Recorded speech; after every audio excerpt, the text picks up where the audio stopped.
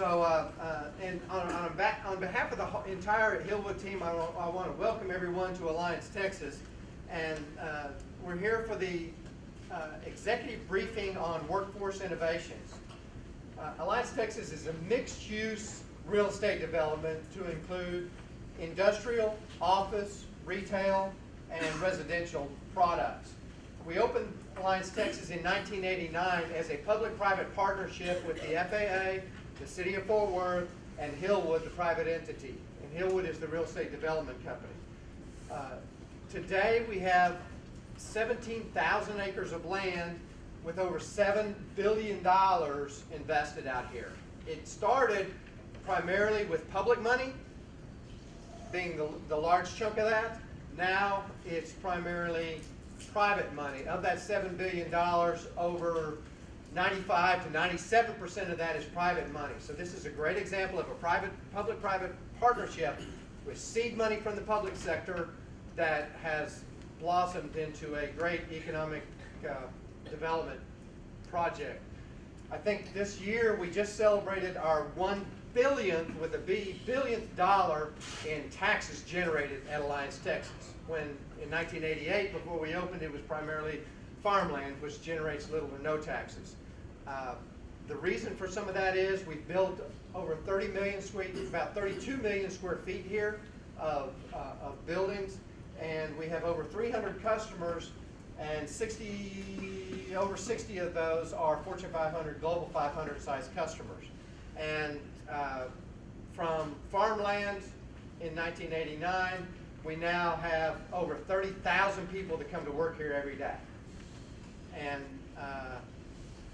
we're about 40% developed.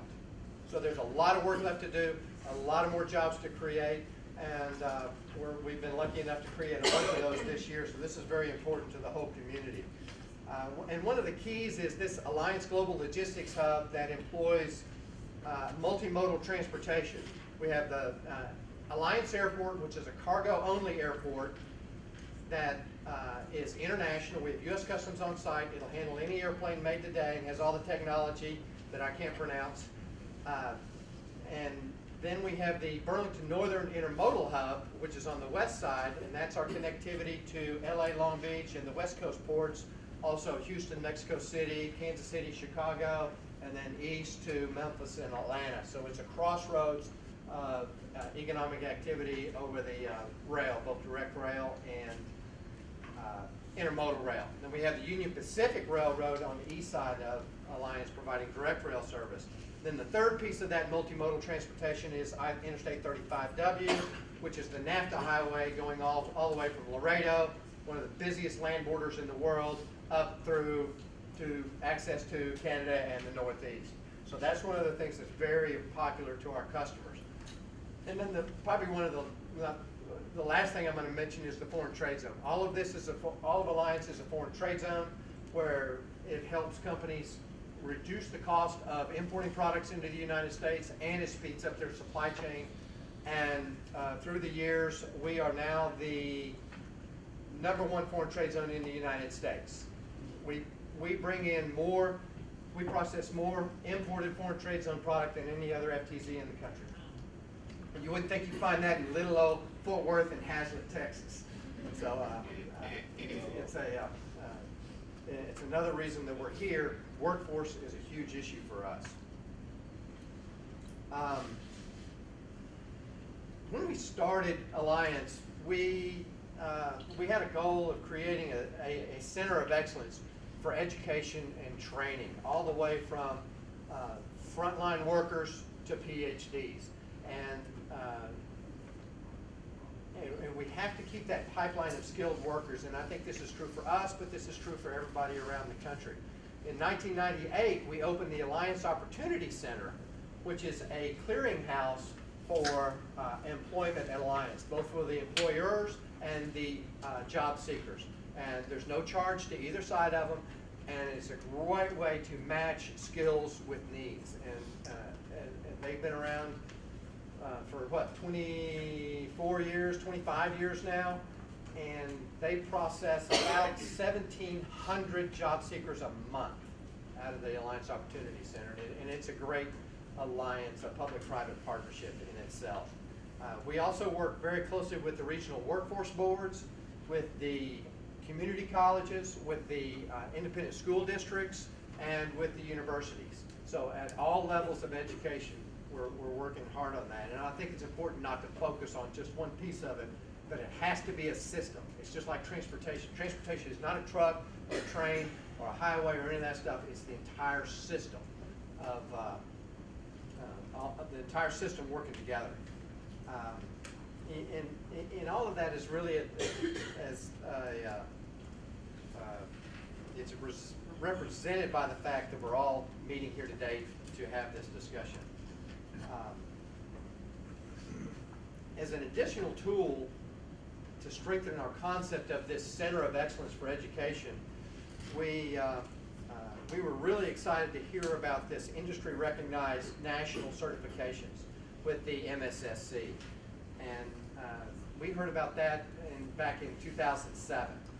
And I was involved in that initiative, and to me, being from the business side, I said, how hard is it? All you got to do is get the schools, teach a logistics class, and done.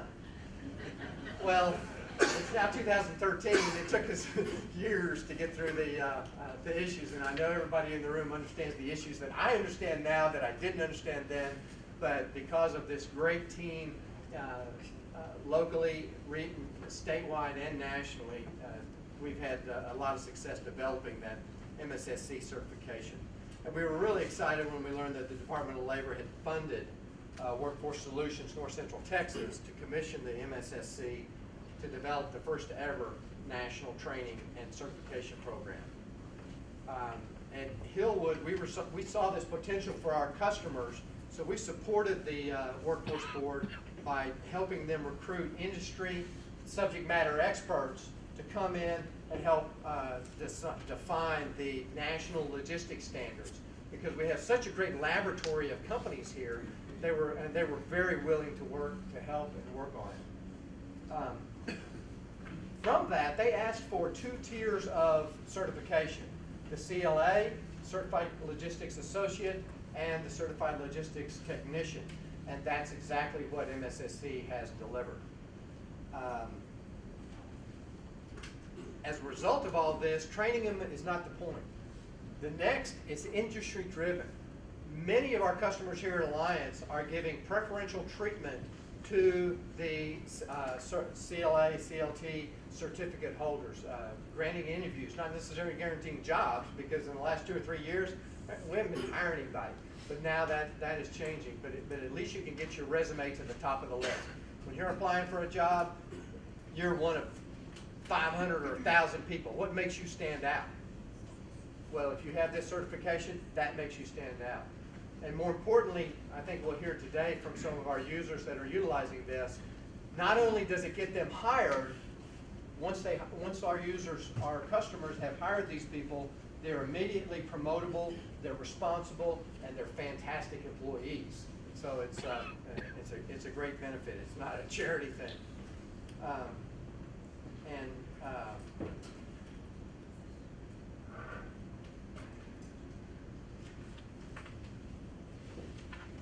And one thing I want to mention is many of our residents are also manufacturers. So we also want to recognize the analogous MSSC CPT. It's not just about the CLT, but the CPT is very important to us and companies around Texas. I saw some of Leo's statistics where Texas has trained more. Texas is #1 in the country in training CLA, CLT certificate holders, and let's say there's about 7,000 across the nation, and Texas has about 1/3 of those. So congratulations to everybody in Texas that's supported this program.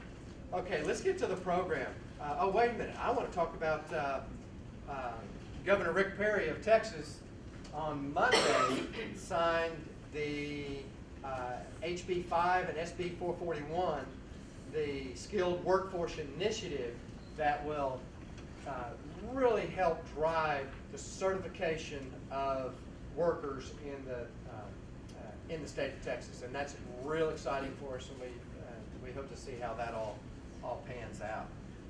Okay. Today we have an A-team of speakers for you today. Not this group.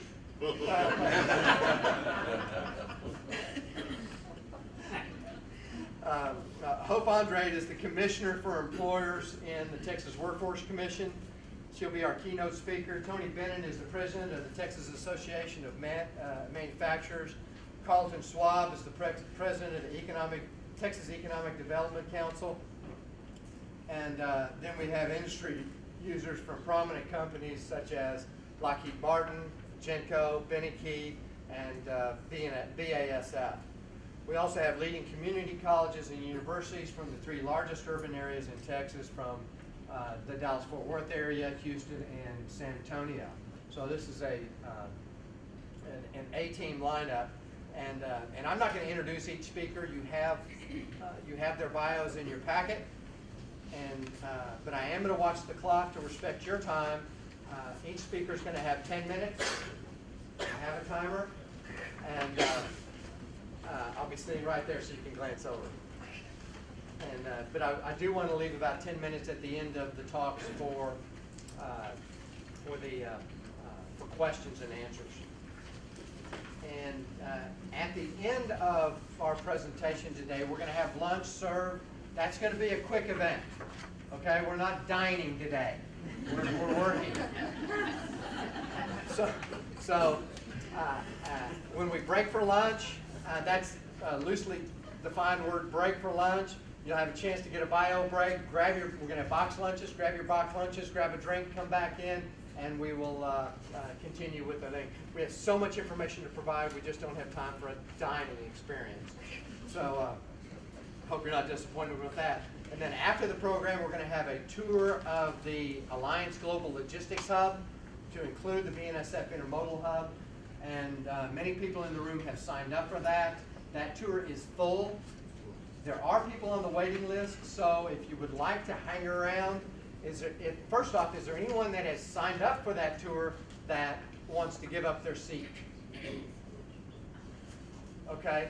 At some point, will you notify Rebecca or Shiwei of that, and then we can free up your seat for somebody on the waiting list? Okay. And then we have some door prizes that we're going to give away at the end of the event, and Shiwei has a lovely glass bowl that she's going to pass around. If you are interested, then you can put your business card in there and we'll draw some names at the end. It'll be kind of fun. All right. Now let's get to work. I want to announce the first set of speakers. And first we have on my right, your left, Gene Bowman, who's the Executive Director of the Alamo Academies. We have Madeline Barrillo, Associate Vice Chancellor of Houston Community College.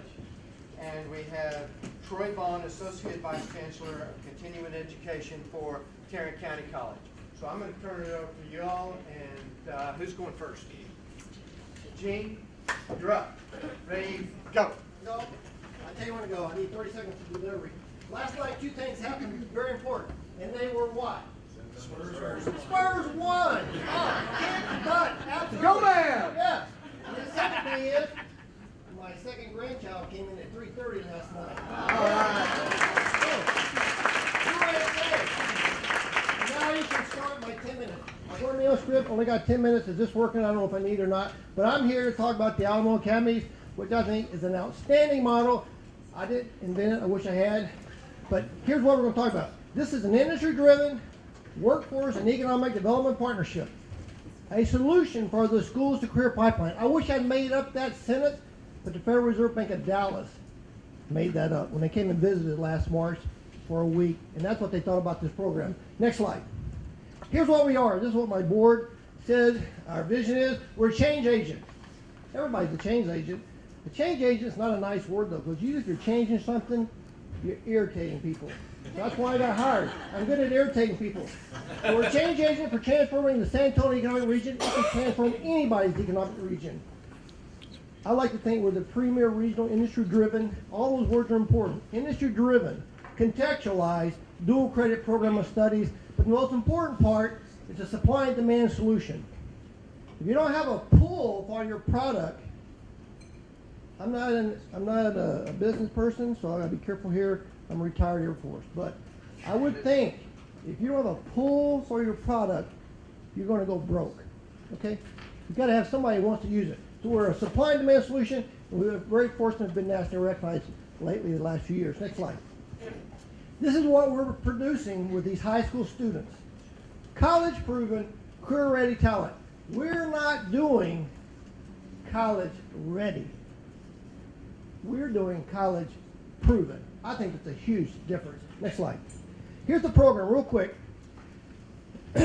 Industry-driven dual credit program of studies. The kids come to the Alamo colleges and they get free 31 to 34 college credit hours. They articulate for an Associate of Applied Science degree, which can articulate if they want to in any four-year college in the state of Texas. They come to us 2.5 hours each day. These are some of our partners that make it work. It's a dual credit program, so it's juniors and seniors in high school. You got to qualify to be in a dual credit program. Most of you probably already know that. Okay, here's our partners. The school districts provide the buses, transport the kids to and from. They also buy the books. But the schools get reimbursed. They get 100% of the ADA. They don't lose any money from the state. The kids are in a CTE program, a career and technology educational program, so they get 35% weighted factor. Since they're getting the money already, they have money to buy the books and the transportation. They get reimbursed at the career and technology education rate, which is the highest rate for reimbursing for transportation. So they make money. The colleges, Alamo College, provide the tuition free. Yes, they do. But they get contact hour reimbursement as well for those kids being in the seat. And oh, by the way, they had 2 years. We're recruiting sophomores to be in Alamo colleges, their junior and senior years in high school. Well, when they finish, they're halfway toward an associate degree. Guess what they do? They pretty much just matriculate right to the Alamo colleges. This is an easy, no-cost recruiting program. And our industry partners, this is what makes it work. They provide paid internships for these students that are part of the program of studies. We're recruiting sophomores. You figure you add up the tuition, the industry certificates they get, and that paid internships. If they qualify, they're earning as a sophomore a $6,000 to $9,000 scholarship walking in our program. As a father of 4, that is a good deal. Also, unpaid internships, terrible word. My daughter is a pharmacist. Her last year, she did internships on my dime, and we paid tuition. Go figure. That's crazy. Next slide. Okay, here's what the model does. You have to have an industry need. Otherwise, don't have it. Why would you want to do something like that? What's great about this, you got the whole labor market indicators. It's an applied STEM technical program. What I like to do is high school students are engaged with career and college. That's what's important. Next slide. You're collaborating, you have a need, you go and talk to your community partners. You do not spend taxpayer dollars on brick and mortar.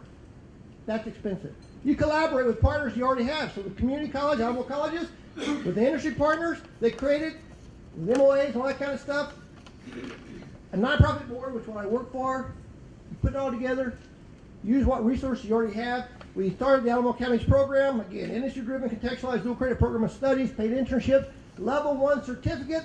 So if you're in a community college and you need momentum points where it's headed, you're getting a level 1 certificate, that's a completer. You win. And that's the results. College proven career ready talent. Love it. A lot of great results have been from these kids. The bar is here. They will rise to the bar. Whatever you expect, that's what they will achieve. Next slide. There's our recruitment. We've been going up every year. You see the asterisk by the 195. It is not based on the number of butts you can put in the seats in a classroom. It's based on what industry tells me that they can have those paid internships that end of that junior year so they can come and do their work. So it changes. This year I lowered it. The economy sucks and has been for a lot the last few years. Aerospace, Department of Defense, sequestration, very difficult. The Lockheeds, the Boeings, great companies, but it's making it difficult to bring folks on. So I had to lower my aerospace and manufacturing number of students who are coming in this next year. so we can have those internships next summer. But that's what drives it. But what you see here is kids get it. They understand this is a great opportunity. And you get out there and you keep telling this story. That's why I want to recognize Leo, Tony, I didn't get to meet you yet, but you guys done some great work. And the other folks that have been pushing these opportunities for career and technology. Because you're making a difference. You're working with industry is turning that ship to get kids excited to have this opportunity to get exposure and engage with industry partners. Next slide. Here's some of our industry partners we've had in the program. The ones with the asterisks are our board members. I really like that. Having industry partners as part of your board. It's hard to be an industry-driven program if you don't have them. But we just have a few small companies up there. Toyota, Lockheed Martin, Boeing, Rackspace, a little cloud company, IT company. ITM, City of San Antonio, the 24th Air Force. A couple of years ago, the 24th Air Force brought on interns in the IT Academy. They got every one of those kids, they were under 18, between their junior and senior summer. They got them secret clearances, doing real work with the 24th Air Force. They're the cybersecurity gurus of the nation. Cool stuff. Next slide. One of our partners, David Cross, VP of Administration at Texas Toyota. Here's what he had to say about our interns. I'll let you read it, but it summarizes, from my perspective, I give them junior punk kids. They've had a year of our program. They go spend 8 weeks, 40 hours a week, getting paid with our great industry partners, mentoring them. They have to do a drug screening before they show up, if that's what the industry partners require. Toyota, you have to be at work at 6 o'clock. Not driving into the parking lot. At work in front of your supervisor. If you don't finish it, you're out of the program. You're back to high school. Sorry. You have to meet industry standards. They do it. And David gives us back after 8 weeks adult team members. And when they start their senior year, where's that lady up there back there in the back? They understand truly what rigor and relevance is. Because they just did it for 8 weeks. And now they have a purpose when they come back to high school. Now they know why they want to graduate. Next slide. Here's one of our kids doing an internship, Ricky Aguilar with Toyota. Now this is for anybody that's in high school, and nothing is limiting for them in their high school career. He was a starting linebacker at his high school, at Southwest High School, and he did his internship at Toyota, and he graduated.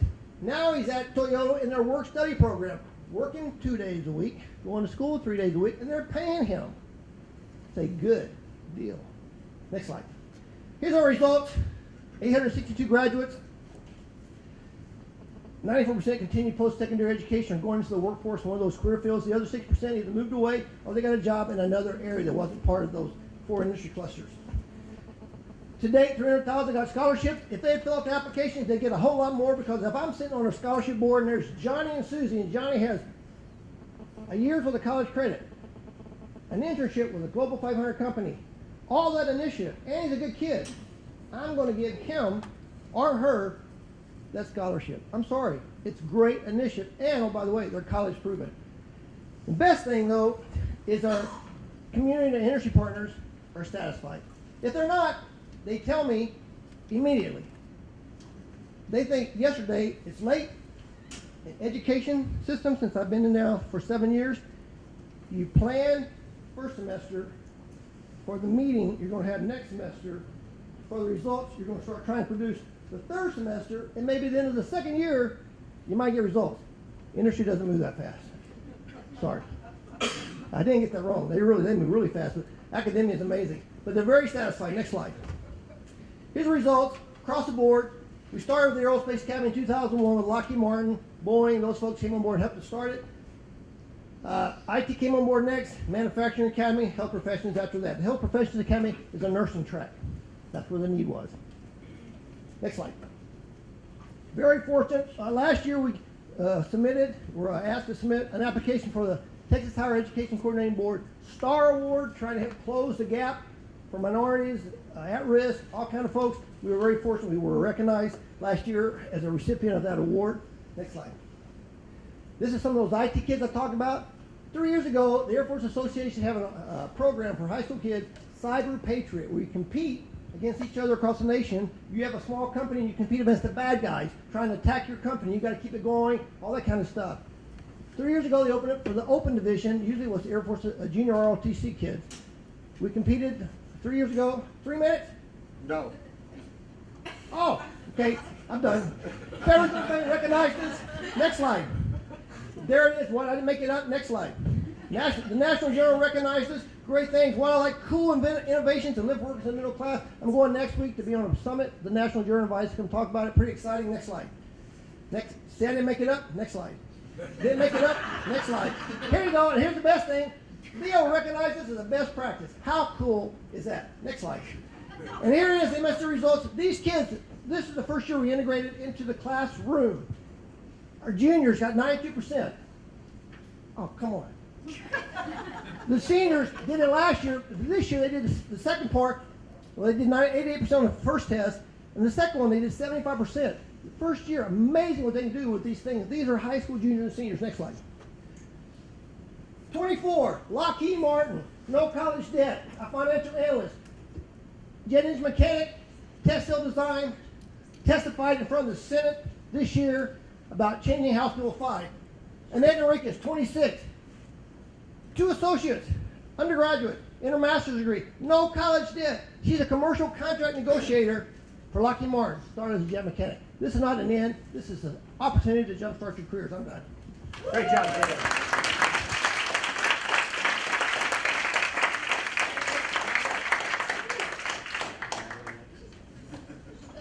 Okay, Madeline, you're on the clock. Steve, Oh, can yes. I make an announcement? That he had to rush through his PowerPoint. We're going on the MSSC website. We're going to have all the PowerPoints posted. So if you do want copies of that. $10. Just go to your scholarship fund. Scholarship fund, absolutely, that's right. Good morning. I have a different style.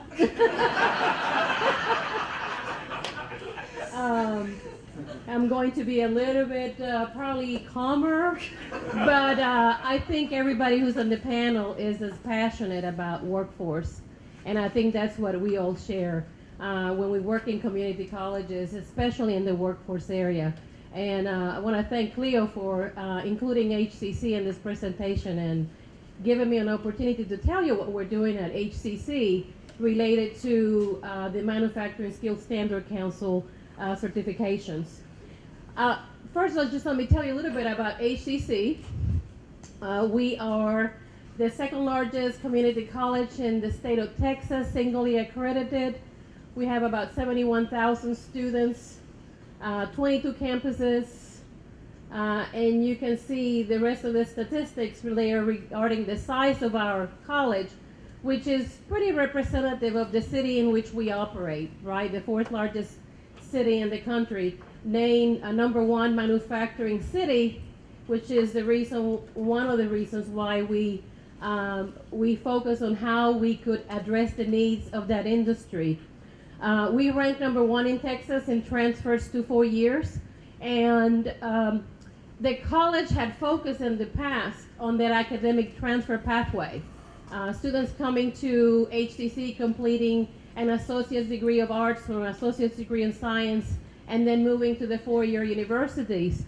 And in the last 2 years, we changed our focus and started to look at the needs that existed in Houston related to workforce, and said we need to make this a priority.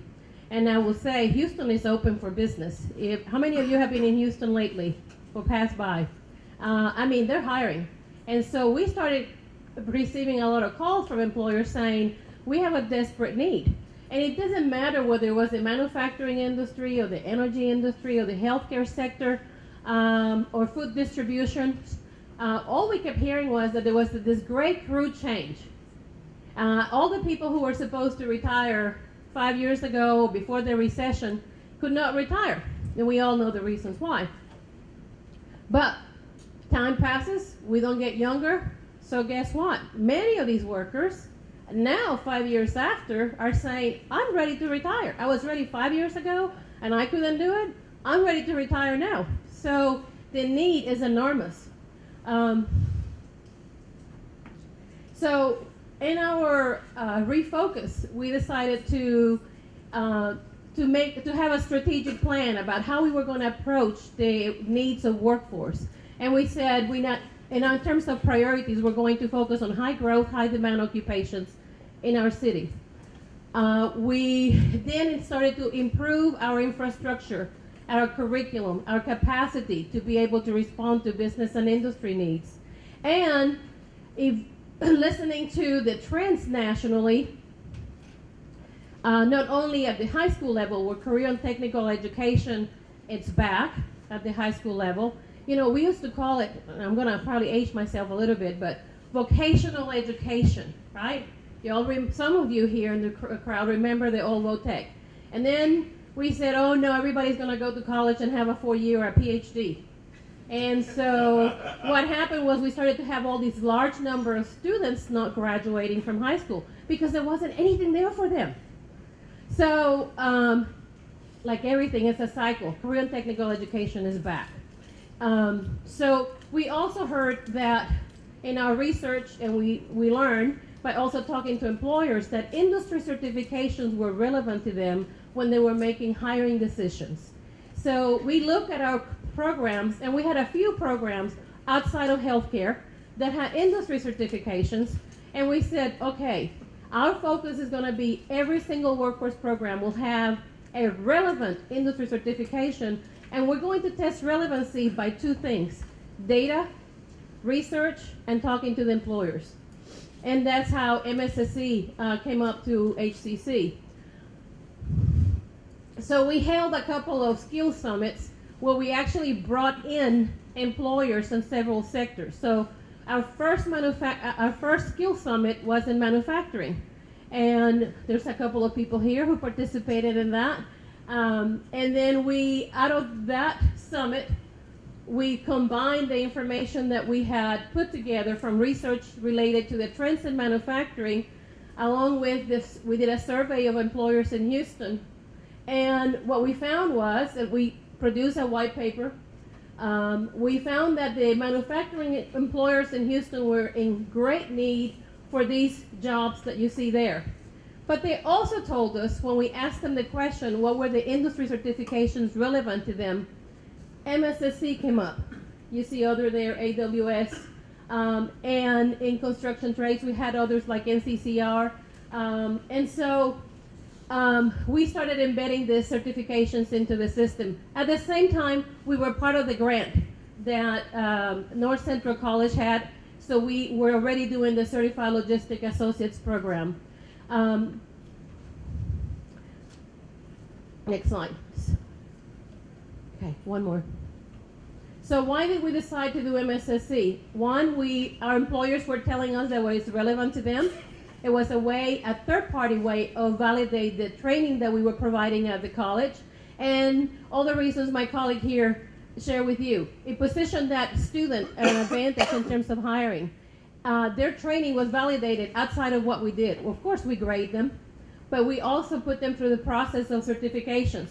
To date, we've had trained 395, close to 400 students in Certified Logistics Associates. One of them, about 100 of them, we did through a Skills Development Funds grant for Benny Keith.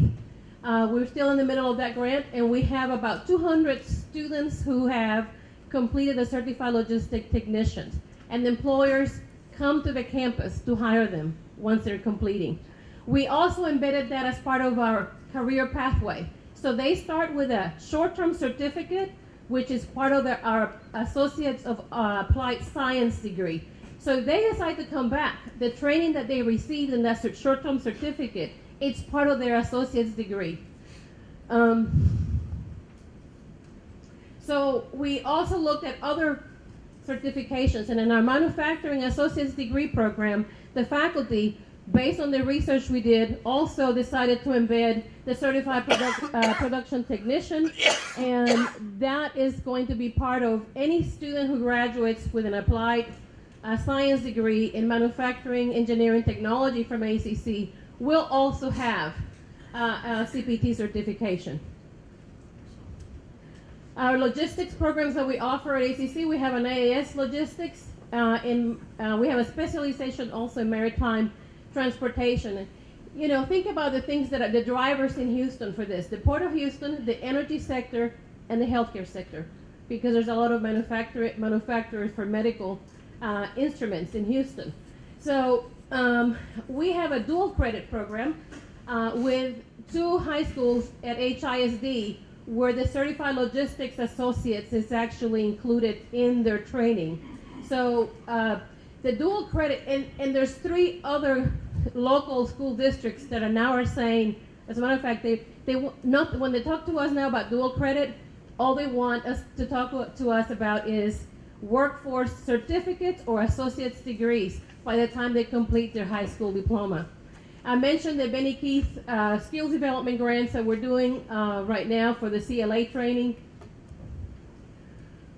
We have other initiatives right now. We decided that this was so important for us that we actually formalized our agreement with MSSC, and we have an agreement with them basically saying we will be providing your curriculum in part of our programs at ACC. We have formed an industry-wide advisory committee that is not just program specific, but it's actually industry-wide because manufacturing includes different sectors. And then we have been updating all of our curriculum and faculty professional development for that purpose. Any questions? We'll take questions at Okay. the end. Thank you, Maureen. Thank you.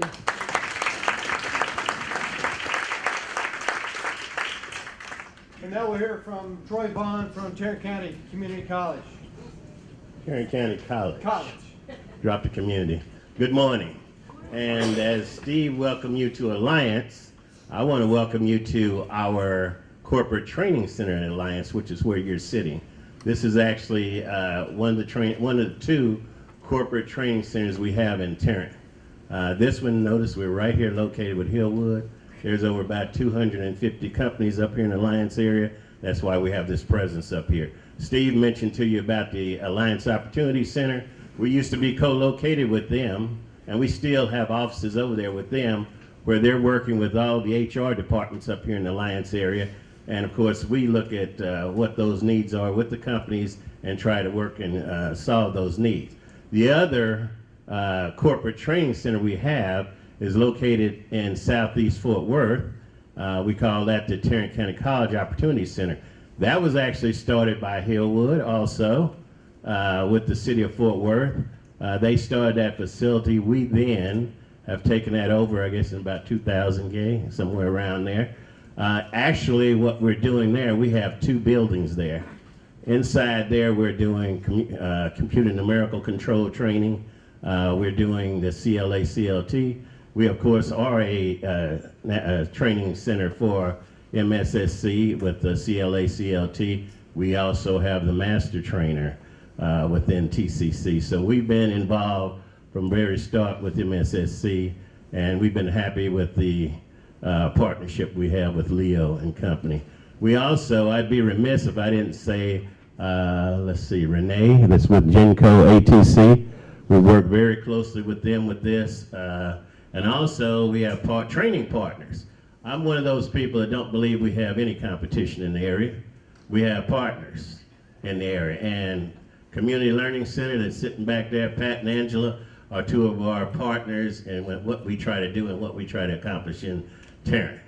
So, what's been great for us has been our partnership with the North Central Texas Workforce Board. In fact, through their grant, we're able to provide the CLA, CLT training free of charge. Real quick up here is just, I just wanted to so you get an idea of the outcomes and goals that we're working towards. And you can see we're doing pretty well. This was just as of March the 31st. You see the CLA, the benchmark is actually in red, and in blue is our actual. You can see at the bottom the CLA assessed, those that have passed, the CLT assessed, CLT passed. You can see the placements. Retention is towards the 90 days after they went through, and you can see expenditures so far. So you can see we're doing pretty well. This grant, of course, ends in the end of June, but you can see we're doing pretty well there. Here is a slide that shows you what we've been doing, and most of this can be attributed to what we've been doing under this grant. You can see under CLA, the trained. You can see the pass rate. You can see CLT. train, and 86 is very good, 81 is very good, but it tells you that this is a credential that you really have to work at to earn. You're not just going to get it because you're in the class, because you can see that we do have folks that don't make it through there. But very good as far as what we show you on what we've trained so far. And you can see right now 35 out of 49 technicians, which are over there on the CLT, have successfully joined the workforce, which is great. Next slide. Okay, one of the things, and it's my buddy Brent. Brent had been talking about let's get to the point where we can also award college credit. There's a couple of initiatives at TCC. One is we received a College Credit for Heroes grant probably about 3 months ago. That grant was, and that's from the state of Texas, TWC.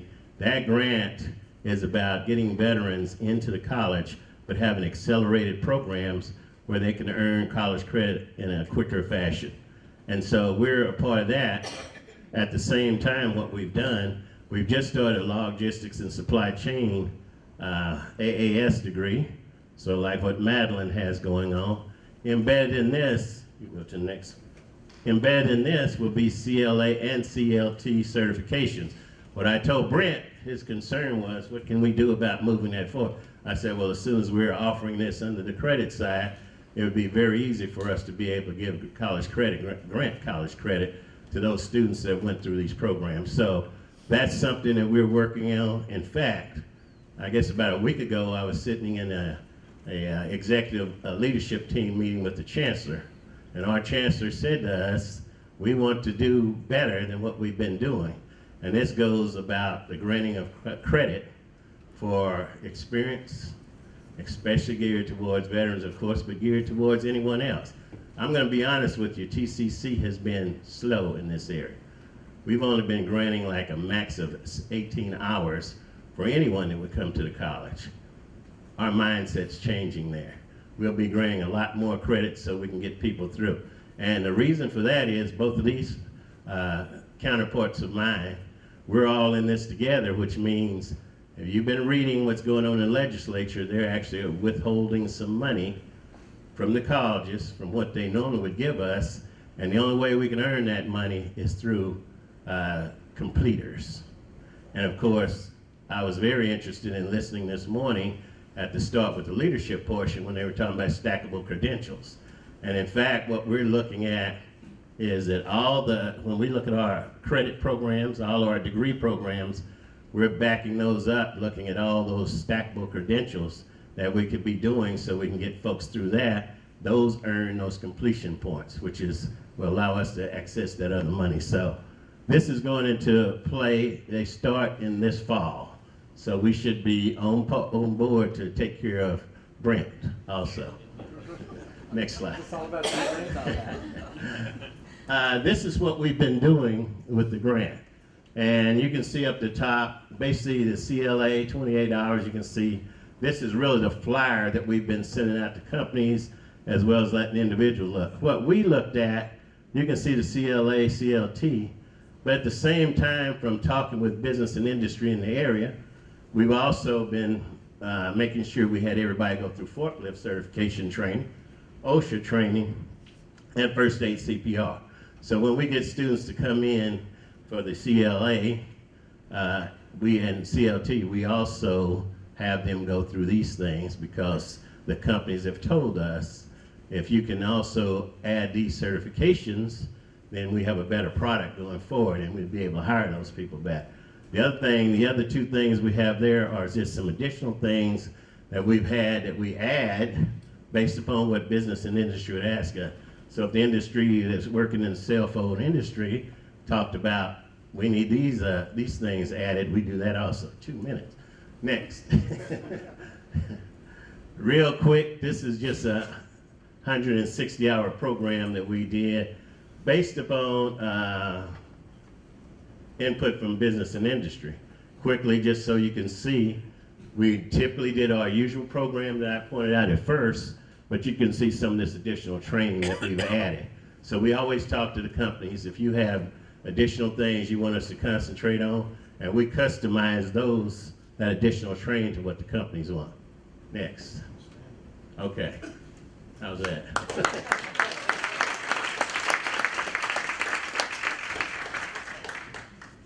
Okay, I'd like to open up the floor to questions. Do you want to Kay, do you want to grab a microphone? Pay attention. And take it to the crowd. Does anybody have any questions for this panel? Here's one up here, far corner. Just wanted to know, you're all working off of grants at Houston and at Tarrant. What is your sustainability plan after the grant funds are expired? We started, excuse me, we started with a grant, but we are already embedding, as I mentioned earlier, the certifications as part of our regular curriculum on our credit program classes. So our sustainability is part of our curriculum now. It's part of our regular career pathway. On our dual credit programs, the partnership with, in this particular case with HISD is paying the costs for the dual credit program. It's a unique, usually it's free, but they're paying back HCC for the costs related to that. But long term, it's part of our curriculum. It's already embedded. This is what we teach now. I mean, in addition to other things. Yeah, same thing as you saw. We are putting it in our program. What we normally do at Tarrant County College is there's 5 campuses, but we're one institution. In our corporate training structure, corporate training usually develops programs right away so we can meet the business and industry needs. At the point of time where we've done that, then we actually hand that over typically to one of our campuses who would offer that on open entry mode. What I would tell you is though, what's always great for the companies is we still have other grants that would also pay this. So even at the end of this grant that we've got, which we've got from North Central Texas, there are other grants that still keep folks in this pipeline. So it's a twofold thing for 3, really. We've got it in the credit program. We will also offer it continual to the companies when we have individuals that meet those qualifications. And then, of course, the other part where we'd be offering an open entry at one of the campuses. Gene, do you want to address that? I'm not grant funded. I'm funded through an interlocal agreement between the Alamo colleges and the city of San Antonio, and it was on a 15-year interlocal agreement grant. We're in year 13, and this year they voted to look at extending that for another 15 years. So that's how this program is funded. My staff and I are soft money funded for our program. And just a quick point I want to highlight, since it is an MSSC meeting here, I forgot to say this. Our students, their junior year, they have to take the safety module for MSSC. If they don't pass the safety module, they cannot do their paid internship. Their senior year, they have to take the quality module. If they want to continue going into the workforce in the manufacturing, they have to pass that. That wasn't a Gene Bowmanism. That was our industry partners at the table saying that is a requirement for the students being in our program to be in the Manufacturing Academy. In the aerospace, they have to take an OSHA card. In the manufacturing, they still get an OSHA card. In the IT program, they get an A+, a Net+, Security+, whichever one they want to work toward. We have that capability as well.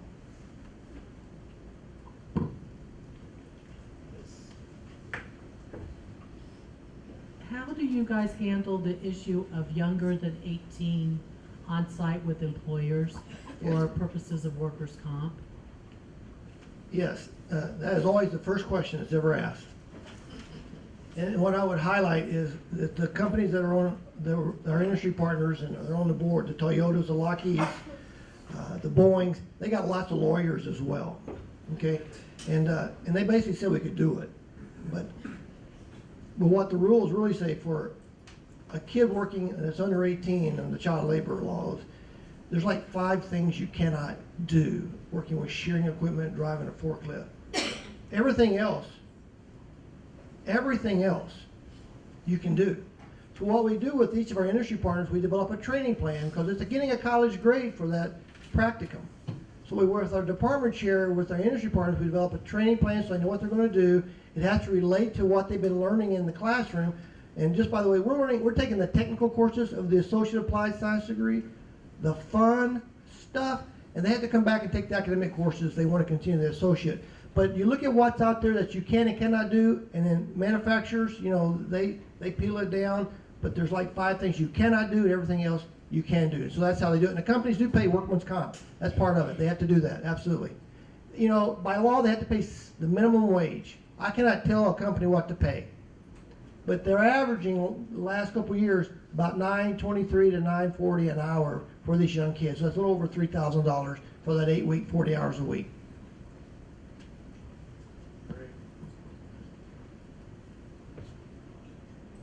Okay, we have time for one last question. How many cities or high schools are participating in that Alamo Academics program? I might have missed it, but. No, you didn't miss it. I didn't say it. I was going through a warp speed. I apologize for that. Okay? The partnership, because we're taxpayer funded with this resources, and I report. I have dual governance. I report to a nonprofit board, which makes all the policy and everything. But also, the Alamo Colleges is our fiscal agent, so I have to abide by all the rules of that. But since we're taxpayer funded, every school district, every high school, to include charter, private, or homeschool, any kid, student that is dual credit qualified, a junior, we will take 1-year seniors as well. We allow for that because they can get at least 15 hours. Any student that's dual credit qualified according to the dual credit rules, that's in the San Antonio Alamo College's service area, because that's where the money is coming from, the fund is for the way the interlocal is set up, if they qualify, they can come into the program. So that school district, like I said, is responsible for transporting them, or a charter, or a private, or homeschool, and for sending them back and buying the books. That's how we do it. Everybody in the San Antonio region can participate. So that's like 25 plus school districts. Great. Well, let's thank you, Gene. Let's have a round of applause for this.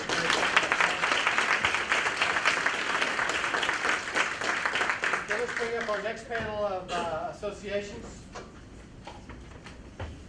And on this panel, we'll have Tony Bennett, President of Texas Association of Manufacturers, Carlton Schwab, President of Texas Economic Development Council, and Joe Arnold, Manager of Government Affairs for BASF, and he's the chair for the TAM Workforce Committee.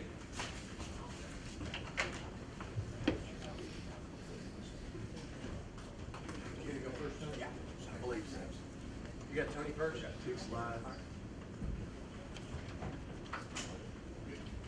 Good morning. We're up. Yeah, we're up. Okay. Good morning, everybody. Thank you for having us here today. I am Tony Bennett, President of the Texas Association of Manufacturers out of Austin. A little bit on TAM. We are an association of manufacturers, 450 companies. About 75 of our member companies are the Texas' largest employers. You've heard Lockheed and Boeing. We've got the chemical industries, the pulp and paper industry, Anheuser-Busch, Miller Coors, just every manufacturing sector is represented at TAM. And we restarted the Manufacturers Association back in '05. It was about 35 years in a hiatus. Most of us were members of the Texas Association of Business and Chambers of Commerce, but things started to change rapidly. One of these issues was this workforce issue. TAM monitors workforce issues and lobbies the legislature and the regulatory agencies on behalf of manufacturers, 365 days a year. Whether the legislature's in session or not, we are working our issues: workforce, taxes, environmental regulation, transportation. Those sorts of issues are what TAM focuses on, because those are the most important issues that our manufacturing member companies say they must do better with. So House Bill 5 was a culmination of, I think, since '05, TAM has been wanting to move this issue. The member companies were yelling about it in 2005, and we, worked on it. Joe Arnold is chairman of TAM's workforce committee, and Joe has been working this issue religiously for many, many years, and it took a huge team of folks at the Capitol. It took a lot of folks in San Antonio, the manufacturing associations, the colleges were involved. TAM really didn't feel like we would get as far as we did this session. We were hoping to always, but it was absolutely astonishing the momentum that this issue had in Austin when everybody came to the Capitol in January to get it going. So we did end up, after a lot of food fights, with House Bill 5 passed, and also the Fast Start program, Senate Bill 441. But just very quickly, the highlights of House Bill 5 are on the screen there. The kids will start with a foundation graduation plan of 22 credits. You have 4 English language arts, 3 math, 3 science, 3 social studies, 2 foreign language, 1 fine arts, 1 PE. And finally, we have room for the CTE program, those 5 electives. That's key. Students never had time, unless they had a lot of waivers and knew how to work the system. They never had time to go to Jeans or Tarrant County College or anywhere if they were a high school student. Now they will. And I hope the junior colleges, or whatever y'all really want to be called today, not the community college, the colleges will be ready for the influx of kids that are going to be coming. And I don't have all the answers as to funding. Y'all know a whole lot more about workforce and the technical ins and outs of workforce, but all we, Steve? 5 minutes. Oh, 5 minutes. I thought you had your hand up. I'll raise it again. Okay. But we, our member company said they needed this.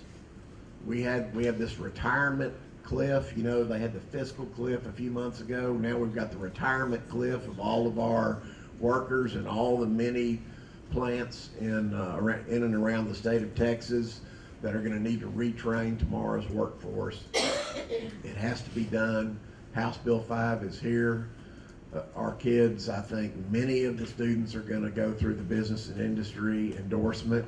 They can also do STEM, which many of our companies need the STEM students as well. And you've got a whole nother level for these kids to look at as far as careers. They're going to graduate college now, high school, with a certificate potentially, or half a certificate. They're going to have, dual college credit hours like they've never had before. They're probably going to be interning somewhere. It's just going to be a whole nother world for them, and a whole lot different from when we were taking metal shop and wood shop. It's just going to be an awesome, awesome thing. So after they get their endorsement situated and they go through school, they end up with 26 credits, and it allows them to be eligible. Can I have the next slide? And I think the next slide covers this. It allows them to be eligible to go into any 4-year university. This is not a dumbed down high school diploma like some of our opposition tried to lay it out that way for some reason. We had a hard time understanding why. But they do, they're eligible to apply for a Texas grant, which is, I think many folks in the room know what that is. It's $7,000, I think, today for kids that are showing some initiative and have some dual credits and some other requirements. but it's just an absolute beautiful thing to keep kids in school with a dropout rate in South Texas, 30, 40, 50%. You can see what the socioeconomic problem that was down there, what this will do for that is outstanding. So we're very, very excited about it. We're very happy that the governor signed it Monday. We were all there, Joe and I were there to watch him sign it. There were some questions and there was a lot of lobbying going on not to sign that bill into law. So primarily because there were some interests. The high-tech community is worried that they will lose some of the STEM students. We don't feel that way, and we could waste 2 hours arguing that in here. But you know, there's some things that are going to have to be worked out. I think all those things will be taken care of. I think those problems that the opposition brought up will be addressed. We were telling that all along during the legislative debate on this issue, that these things will be taken care of. But this was sorely needed, and it's here, and so I hope the colleges will be ready for it, and it sounds like you will be. That's really all I wanted to point out. Now, the Fast Start program is another awesome tool. The governor is very much behind that. I think when the Fast Start program was set up and they had the announcement down in South Texas introducing that program, and then we had the legislation that passed the bill, I think the legislature, each legislator that we talked to started getting it very quickly, and they were hearing from their folks back home too. I mean, House Bill 5 basically passed unanimously through the Texas legislature, which very few things do that. You know, we had 2 votes against it in the House out of 150, and it passed 31 to nothing in the Senate. So the momentum was monumental, and we're really proud that we were able to achieve that. So that's all I've got, and we'll do questions later. Okay, let's hear from Carlton Schwab.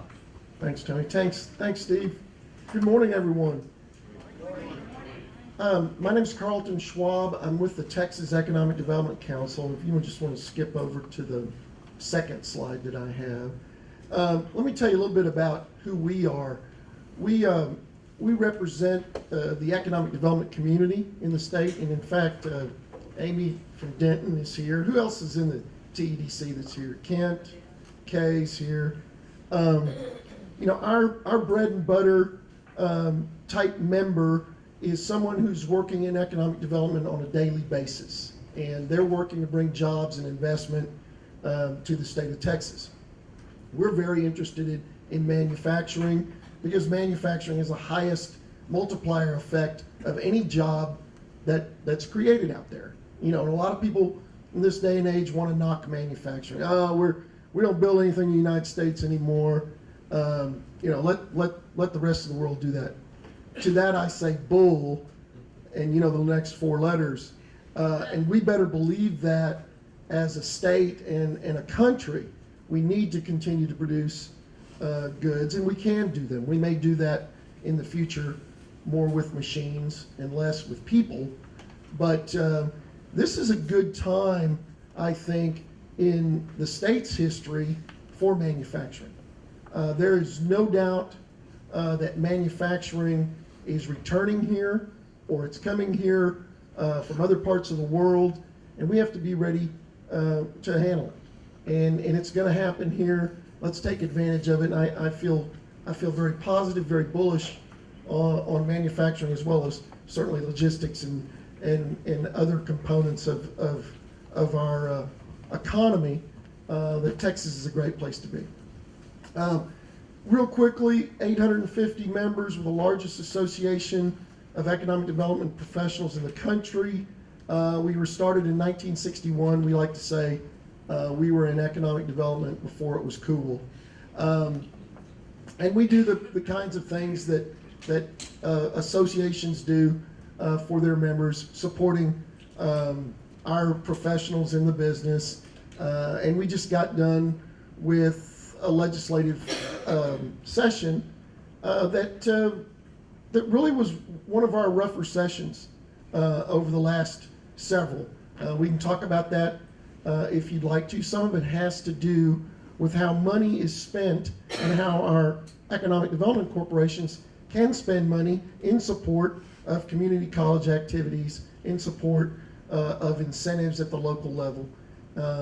And like I said, we can talk about that a little bit more towards the end if you want to go to the next one. What we see out there, this is based on conversations, on presentations at our events.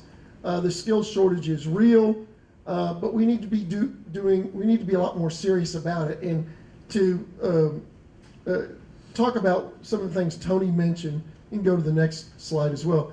I think House Bill 5, I happen to agree with him. I think that's the most serious thing that we've done in support of manufacturing in the state of Texas since, gosh, I don't know when. But I just think it's a great thing. And I think it will address the issue of getting young people interested in skilled trades. To make it okay. That it's a cultural thing that we face at the local level. You talk to the economic developers in the state, we just can't get the kids interested in going to work at the manufacturing plant down the road. And I think HB 5, and I didn't include direct references to HB 5, I was just talking to Joe. I was cobbling this thing together and we didn't know whether or not the governor was going to sign it. But nonetheless, we just think it's a great thing, and again, very positive on our opportunities to address the fact that so many of our skilled tradespeople are over the age of 45. Hi, Steve. Hi. Next. I thought I was going to be brief, but when I get a mic, it's obviously, this has been mentioned a couple times already this morning. Small firms cannot match the wages of larger manufacturers. That's just a reality that we're dealing with. Retaining good employees is going to be hard. And if you turn over to the next one, you have this kind of thing happen in this state, and it really turns things upside down. It turns things upside down for the entire state. Not to mention, if you flip over to the next, what's happening in South Texas. So in the Eagle Ford, you've got a 14 county impact, and this is a couple of years old now. Well, not a couple of years, but approximately a year old. 38,000 jobs. Well, heck, you could put half of those 14 counties together and not have 38,000 people. I mean, think about the impact down there. It's a wonderful thing. But again, I think something like HB 5 will help those small communities get high school graduates ready to take jobs in the Eagle Ford. And the Eagle Ford is projected to, a lot of that activity is projected to be around 20 or 30 years. So there's going to be a lot of economic activity in a part of the state that really has never seen a lot of economic activity. Great thing for Texas. And by the way, great thing for not just that part of Texas, but recently I was in a small town 60 miles east of here. I talked to them about their manufacturing prospects. They had 3 major manufacturing prospects that they were talking to and working with. They're nowhere near the Eagle Ford. They're not even close to the Barnett. All 3 of them were related to the Eagle Ford or the Barnett. So just the impact of that, again, a great impact on manufacturing in our state. Go ahead. And then just a couple of slides that I've pulled from some other presentations that I've done. Just we feel like in Texas we're addressing the needs that are out there for skilled workforce. If you go to the next one as well, here at TCC, you've got Advanced Manufacturing CNC Consortium. Next slide, please. I didn't get with Gene before that, but obviously he covered a lot of this in. Nice ad for y'all, right? In what he's doing in San Antonio, particularly with the aerospace industry. And then I didn't hit on the Houston community colleges, but I did hit on Lone Star, which is also a large community college system in the Houston area, and some of the things that they're doing.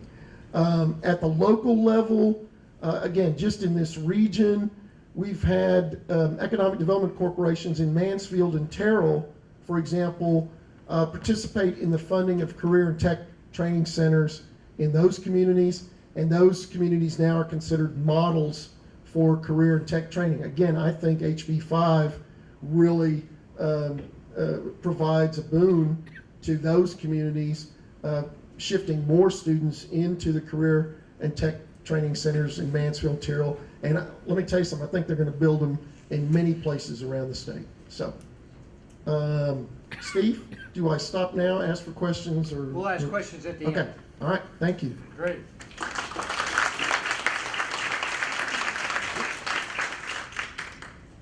Hey, Joe, before you get started, I have an announcement. There are a couple cars in the parking lot that are parked in reserved places.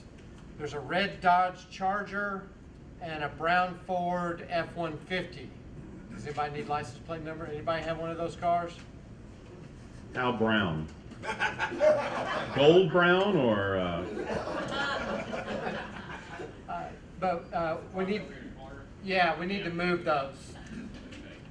There's a lot of people working in these buildings, and the parking places are reserved for companies. And so, anybody have the red Charger, or used to have a red Charger? Okay, great. I'm sorry, go ahead. Oh, that's quite all right. If you got to the license plate, mine starts with BS, just like my presentation, so it's easy to figure out. My name is Joe Arnold, and I am the Manager of Government Affairs for the Gulf Coast states for BASF, the chemical company. Tony is absolutely right. We've been talking about this issue for a while. In 2005, in the summer, the Gulf Coast was ravaged by hurricanes, and we really got a glimpse into the future of workforce and the lack of qualified, skilled craft people in Texas and along the Gulf Coast, because all of these people were sucked up to do jobs from Freeport all the way to Florida. And we couldn't finish our projects. We had a capital project at our Freeport site that was ongoing at the time that ran over $1 million over budget just because of labor cost. And that's when BASF took a step back, and in 2006 said we need to do something about this. So in the 2007 session, that was the first thing that I talked about with legislators, and I've been talking about that with legislators ever since. And I would always get a nice smile and a nod and a thanks for stopping by, and sent on my way. Well, something changed between 11 and 13 sessions, and I was asked, well, that sounds like a real problem. I said, it is. It's a huge problem. It's a problem we have to fix. And we have to fix it now. Well, how? And I said, well, let me tell you. I don't know. But we're going to go find out. And that's when we started working with our workforce development committees, not only through TAM, but the Texas Chemical Council, which I chair that committee as well. And we began meeting with school districts. And we began meeting with colleges, finding out where the problem was and why we didn't have these people in the pipeline and why we couldn't find people to go to work for us. And it became an issue of flexibility at the high school. That's the first thing that we identified. There was no flexibility because our thought process was to send everyone to a four-year institution, and then if they wanted to go do something else, they could go do something else.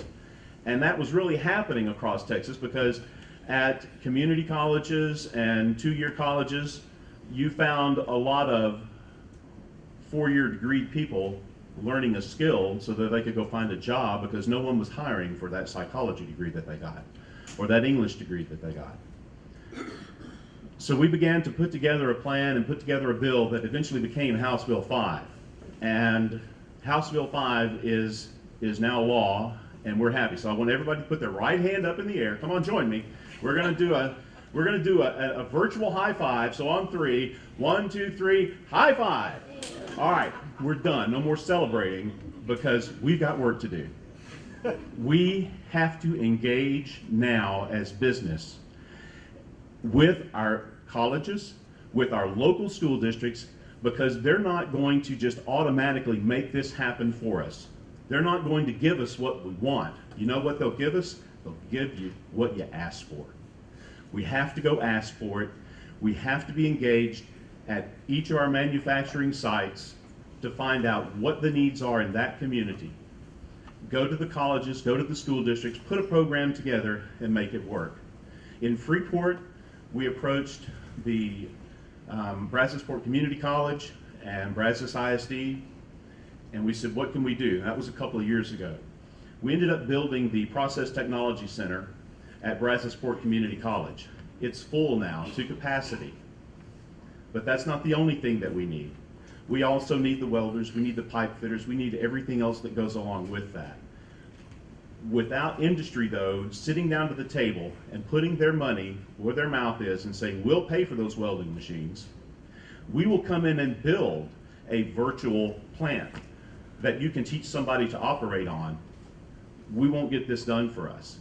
If we just sit back and let HB5 go, the educrats in Texas are going to take it away from us, and it's not going to work. And what's going to happen in 2015 is they're going to come back and say, you all overreached with this CTE thing. It didn't work out, so we're going to have to change it. And they're going to change it back, and they're going to start taking things away from us. We need to get engaged, and we need to get engaged today. So go back to your manufacturing facilities, to the people in your communities that work with manufacturing facilities, and find out what they need. The skills gap is real. Over the last 2 years, just at one site alone in Texas, we've sought 3 separate classes of 20 individuals in each class to be operators and technicians at BASF. We've come up short on each one of those, but for every one of those classes that we offered, we had over 1,000 applicants. Once we weeded out the people that weren't qualified and didn't have what we were looking for to come and take this job, then we looked at the people that wouldn't pass the drug test, which is another huge problem we have to discuss. We had less than 15 people for each one of those offerings that we were looking for. 47% of my workforce at the Freeport, Texas site alone is eligible for retirement in the next 5 years. Do the math and it doesn't add up. So we need to get engaged, and we need to get engaged soon. Thanks.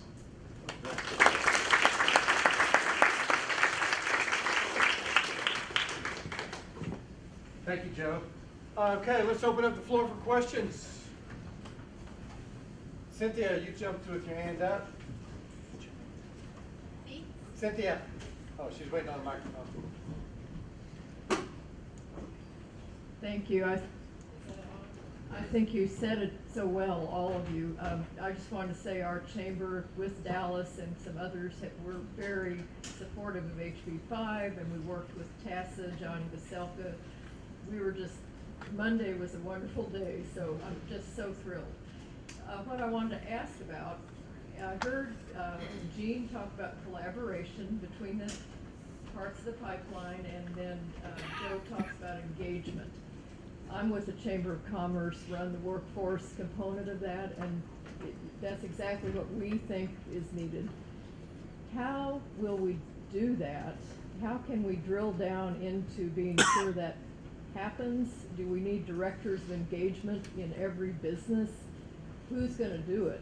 The CEO wants it, and then, I mean, I'm thinking back on the business side, it's lean and mean. And so whose job is it going to be in business to make that happen? I know chambers work with everybody and we're collaborators and brokers, but when we go to find the business people we can latch onto and stay connected with, that can be challenging. I'd love to hear your thoughts on that. I think the people that are keenly aware of what their needs are and what their shortfall is on the workforce issue are your managers of your facilities, your plant managers, the ones that are out there every day running those facilities. Your CEO certainly knows about that, but is not going to be the one that's passionate and engaged about it. So you need to find those managers out there, and in a lot of the communities, they're really engaged in with your chamber activities and with your school districts. Also talk to your colleges and your school districts and find out who they engage with at those facilities, because a lot of times it won't even be a manager of that facility, but maybe just a production manager that reports up to the operations guy. I just want to add to that, what we found successful with the academy. Hey, Gene, you gotta speak to the whole room, because they can't hear you in the back. What we found successful with the academy is that we had a guy like you, Joe, from Lockheed Martin, a government relations guy. He come through the training pipeline, but he was the interface with the chambers and the community. And when we got the program started, then a guy that was your manager took the kids, and because he knew what they needed and wanted to train them, but we needed a face, we needed a champion from that industry. And it's usually you government relation guys that are already the face. I hate to say that, but you usually are. That's why it really works real well, because for our Toyota partners, it's still coming from the government relations, from Lockheed, government relations. But then they each chose a training person to make sure it worked with the high school. Well, that's because we're like alligators. We're all mouth and, well, the managers get the work done, but we can point you in the right direction. Well, I'm hoping that, that our EDCs are involved. I mean, they ought to be. If they've got a good business retention program, they're going to know the plant managers, and they ought to be meeting with the plant managers at least on a monthly basis, if not more, and they ought to be involved in that as well. It's a different conversation though with education, so you need somebody to,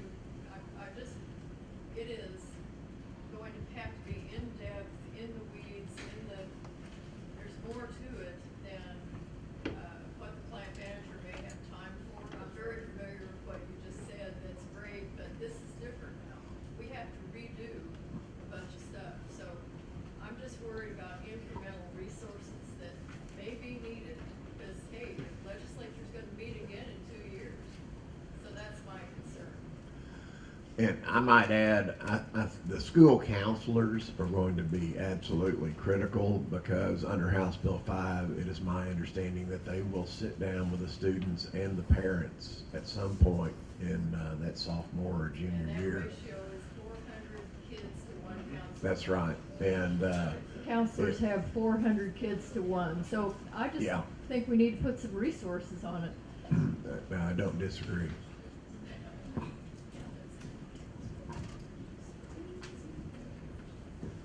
You are right that it's going to take a strategic collaboration from all parties to be able to have long-term sustainable solutions. And by that meaning, everybody has to be part of the process. In Houston, the Greater Houston Partnership realized that even though manufacturing is a great sector in the city, that they did not have a manufacturing subcommittee. So they have formed a manufacturing subcommittee, and the 3 largest colleges, community colleges, we are founding members of that. And what we hear from the manufacturers is the small ones, they don't have the time. So, but they need it. So what we're looking at in Houston is, through the Greater Houston Partnership leadership, being the convener, is to have that particular group in Houston. The focus is education. So then we're bringing the school districts to that discussion, especially now, even though we had already started some parts to that. But it takes a group with representatives of all parties, being able to say, like, the employers can contribute internship opportunities, they can have field trips, paid internships. Come on, she's got the microphone. Yeah, and so it does take, and this, it takes everybody together. You have to find somebody to take the leadership on being the convening group. And in Houston, at least I can tell you, is the Greater Houston Partnership through the Manufacturing Subcommittee, and I will imagine you have to do the same across the state. And I just saw some of the programs that they're putting together, and I was sitting here thinking, you know, we need to get together, the workforce groups at the community colleges, so that we create programs that are consistent with each other, since we're responding to needs of business and industry across the state. Thank you. Okay, we have time for, you still have a question? Well, I just had a comment that we've had customers in the past at TMAC who would bring school counselors in during the summer and have them do an internship. And it probably was externships. Oh, okay.